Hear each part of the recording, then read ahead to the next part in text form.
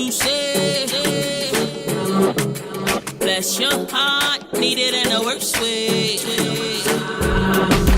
La la la, la la la la la la.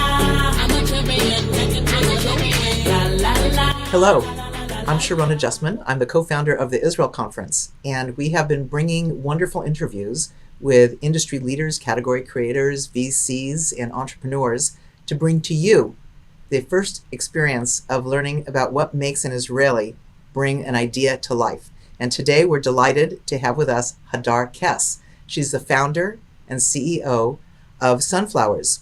And Sunflowers is a very special organization, which we'll learn about, that is helping Israeli children who have lost a parent.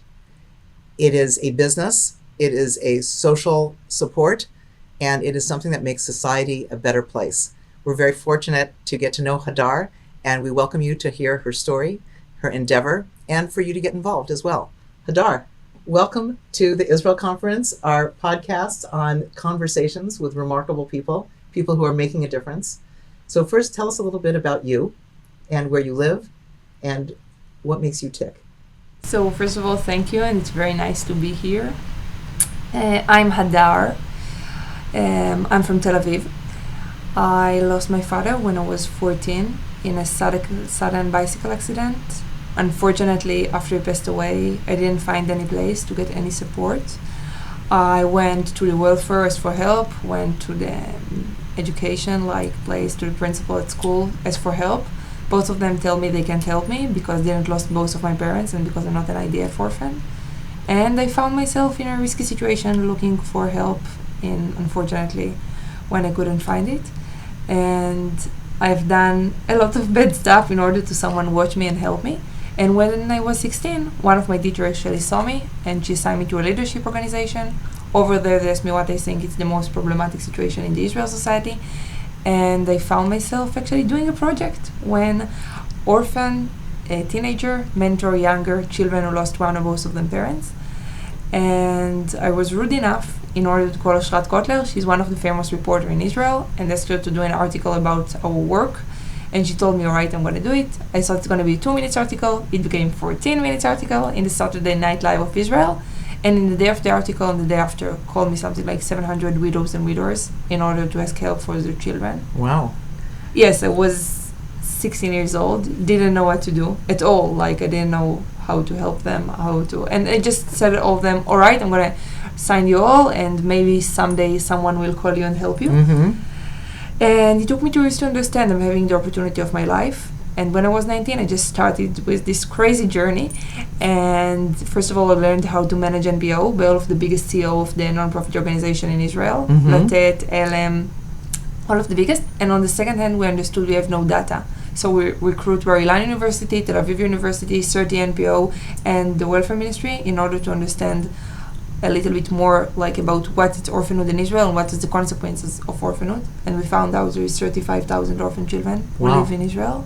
40% of them living in poverty because they're living for the smallest allowance in Israel. And unfortunately, not the welfare ministry and not the education ministry taking any responsibility about them. And that's why their situation, as mine situation, they're becoming children at risk. They are 4 times more likely to get arrested, 13 times more likely to drop out from school, 10 times more likely fall into general risk. And that's why children who lost a parent today is going to be the children at risk for tomorrow.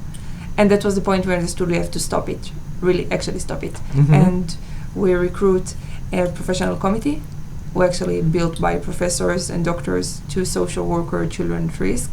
And we built the first programs in the entire world to actually minimizing their chance being children at risk.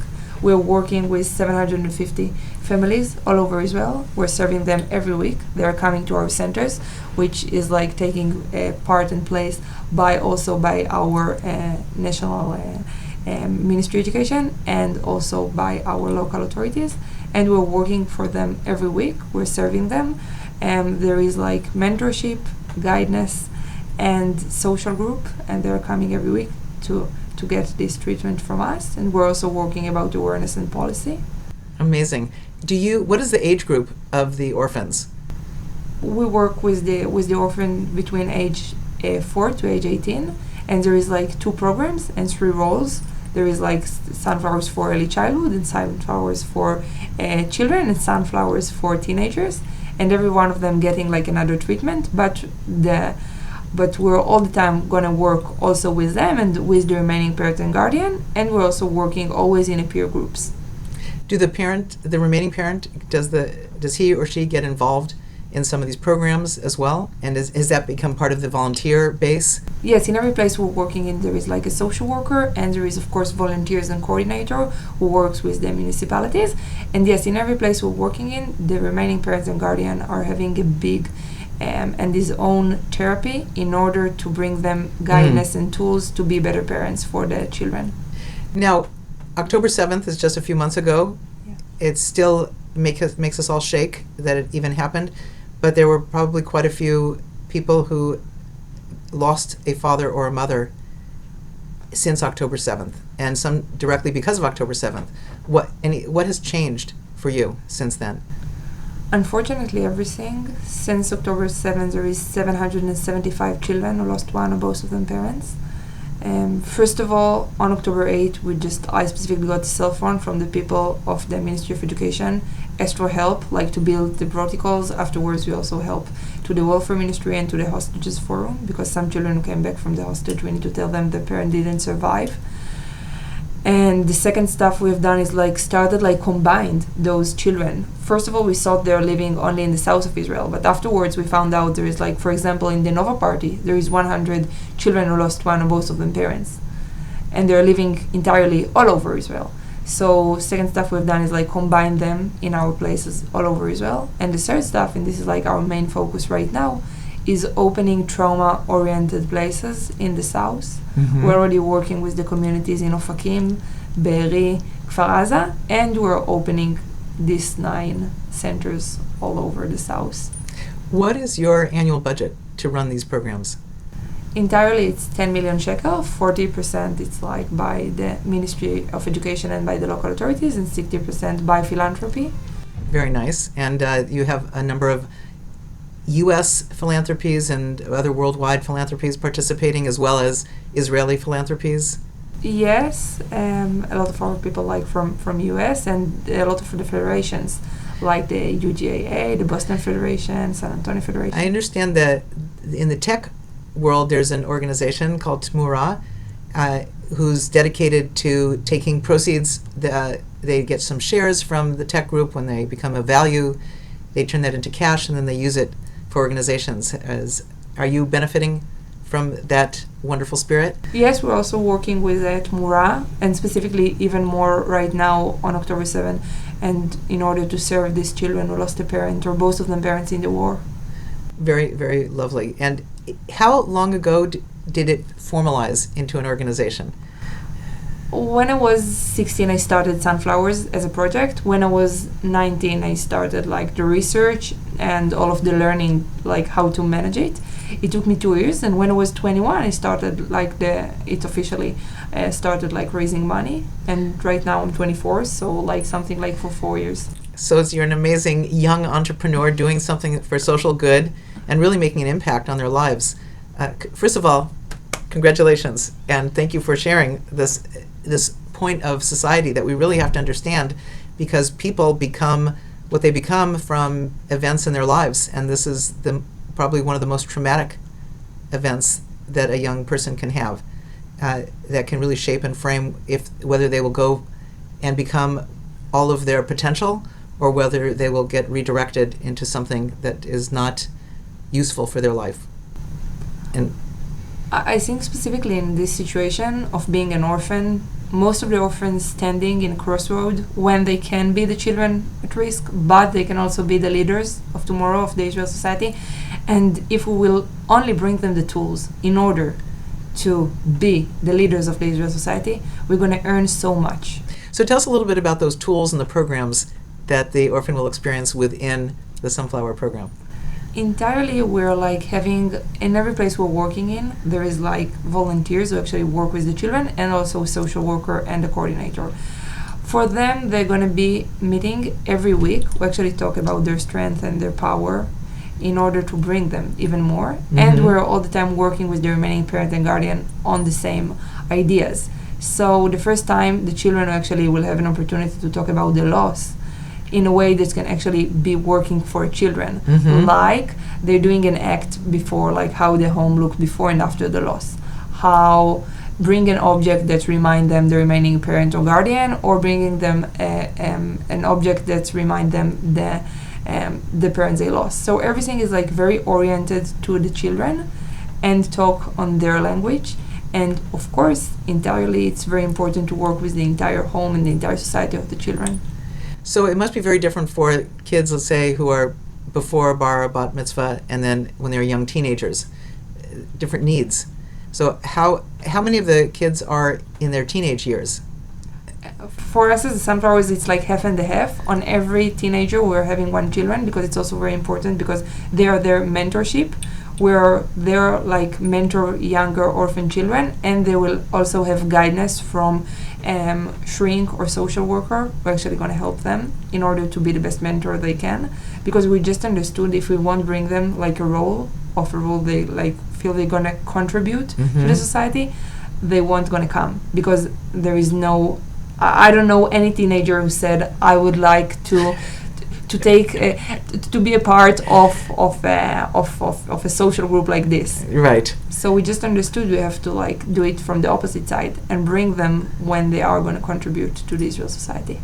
And are there other teenagers who are not orphans who come and say, I'd like to participate in this, in my age group, and be helpful? And no, in Sunflowers entirely, we're working with also our volunteers. All of them are orphans, because we just want to have for our children a role model. That's pretty amazing. Are there programs around the world that are similar to what you've built, who have been reaching out to you? Or are you really a very unique program that's focused on the health and well-being of an orphan? Before our research we've done with the Tel Aviv University, Bar Ilan University, 30 NPOs, what I told you about, we're the first institute in the entire world to actually connect between being an orphan to the chance to be children at risk. That's why there is no such a programs in the world, unfortunately. And I believe we are in Sunflower is going to export this idea to the entire world in order and to make a big Israeli startup from this, because we're having here the opportunity to change the life of 153 million orphan children in the entire world. That's quite a large number. Yes. That's very impactful. And I'm sure that society could only get better if there's this support mechanism for children who have become orphaned. And indirectly, it must help the remaining parent tremendously to know that there's somebody else who cares about their family situation. Exactly, and I need to say even more, the fact those children, even here in US, which is like they're having the technology, Apple, Tesla, everything, the fact the nation didn't recognize unfortunately, the consequences of being an orphan. This is happened all over the world. Here there is a children who lost one or both of them parents, and they don't have the resources, they don't have the protocols, they don't have like the government. Unfortunately, they won't do anything for them. So in this position of Sunflowers, I think this is going to be like our next challenge after we're going to actually finish like taking care of these children who lost a parent in the war, because this is like our main focus right now. Yes. Afterwards, this is going to be our big mission, to export the knowledge to the world. That would be great. I can imagine so many organizations and corporations that would like to participate. These are wonderful kids who are going to could become very productive and special people as they grow up, become adults and participate, because they've had a life-changing experience and nothing is coming easily to them.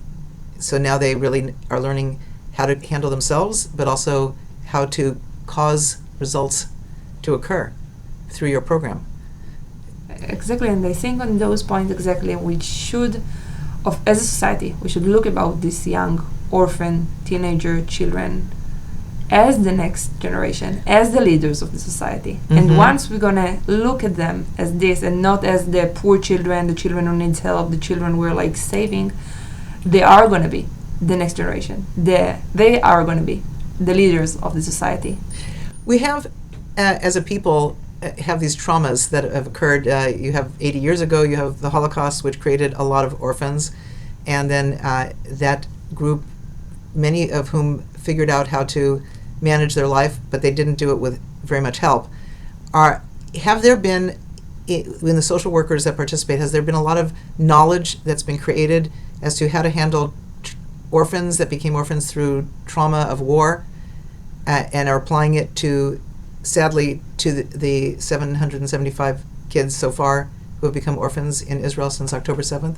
And are they taking lessons from 80 years ago to support them, or is it a different situation entirely? It's not a different situation. Exactly, it's. I wouldn't say it's exactly the same situation, but it's close. It's similar, and unfortunately, no, entirely. When you're talking about and when you're trying to read, even right now, the people watching us do a Google about orphanhood. What you're gonna find, it's like orphans in Africa who lost both of them parents and they're living in a foster home, and this is like not the majority of the children who lost a parent, not in the Holocaust, not in the war, not in any place. And I think we don't have any research about it. Entirely all over the world, not only in Israel. But in Israel it's very impactful because we're actually having like a lot of children who lost a parent even right now. And this is like our main areas we're working about. We're in Sunflowers entirely. We're working about helping those children directly by the services I told you. It's 750 families in 22 authorities. And there is also medium of working, an area of working about awareness and about policy. How many people work for Sunflowers? 46 entirely, and there is like a lot of people who are actually volunteers every week in Sunflowers with our children. Well, I hope that there'll be even more volunteers, but I see how your program could easily be applied to many, many communities around the world, societies that don't have infrastructure and societies that do have infrastructure, where they are producing, sadly, orphans. And they need this new way of thinking, this young, caring approach that you're bringing to the whole process, Hadar. As a young woman, you've really only just begun to make a difference. Somehow you got yourself to take yourself as an orphan to the next level, and now you're helping thousands, and the impact on their families as well. You're really a blessing to society. Thank you so much for what you're doing. If people want to get involved, how would they do so? Search Sunflowers NPO in Google. Search Hamaniot, Hamaniot on Google. We're having like both social media, Hebrew, English. You can find us, and of course our website is also in English and in Hebrew. So who would like to see, of course you can. That's good. And to be in touch with us. Well, I think everyone's going to want to be in touch with you after they learn a little bit more. Hadar, you have a great personality. It exudes. I know it's coming right through this video. And people, please reach out to both help expand the program, to learn more about the program, to volunteer, and maybe even bring this program into your community as Sunflowers becomes a standard of how to support orphans and their families. Hadar, toda rabah. Thank you. Thank you so much. Thank you for inviting me.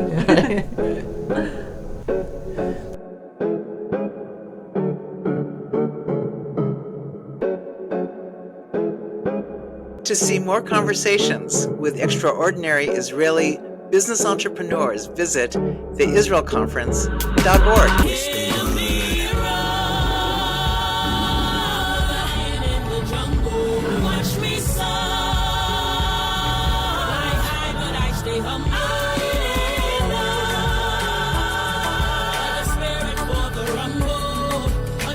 For when I stumble